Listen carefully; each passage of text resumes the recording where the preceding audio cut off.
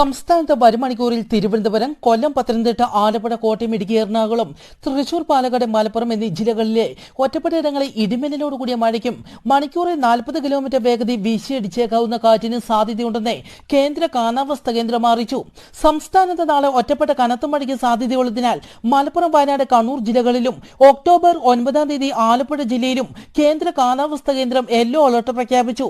മത്സ്യത്തൊഴിലാളികൾക്ക് ജാഗ്രതാ നിർദ്ദേശം. തെക്ക് പടിഞ്ഞാറൻ ബംഗാൾ ഉൾക്കടലിലും അതിനോട് ചേർന്ന തമിഴ്നാട് തീരങ്ങളിലും മണിക്കൂറിൽ 50 കിലോമീറ്റർ വേഗതയിൽ കാറ്റിന് സാധ്യത. ഗൾഫ് ഓഫ് മന്നാർ തീരത്തും മണിക്കൂറിൽ 40 മുതൽ 50 കിലോമീറ്റർ വേഗതയിൽ കാറ്റിന് സാധ്യത. മേൽപ്പറഞ്ഞ സ്ഥലങ്ങളിൽ മത്സ്യത്തൊഴിലാളികൾ മത്സ്യബന്ധനത്തിന് പോകരുതെന്ന് കാലാവസ്ഥാ കേന്ദ്രം അറിയിച്ചു.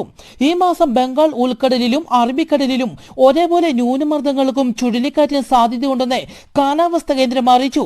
ഈ മാസം പകുതിയോടെ തുലാവർഷം ആരംഭിക്കും. തുലാവർഷത്തിലും നിരവധി ന്യൂനമർദ്ദങ്ങൾക്കും ചുഴലിക്കാറ്റിന് സാധ്യതയുണ്ടെന്നും തുലാവർഷ കാലയളവിൽ കേരളത്തിൽ കനത്ത മഴയ്ക്ക് സാധ്യതയുണ്ടെന്നും കാലാവസ്ഥാ കേന്ദ്രം അറിയിച്ചു.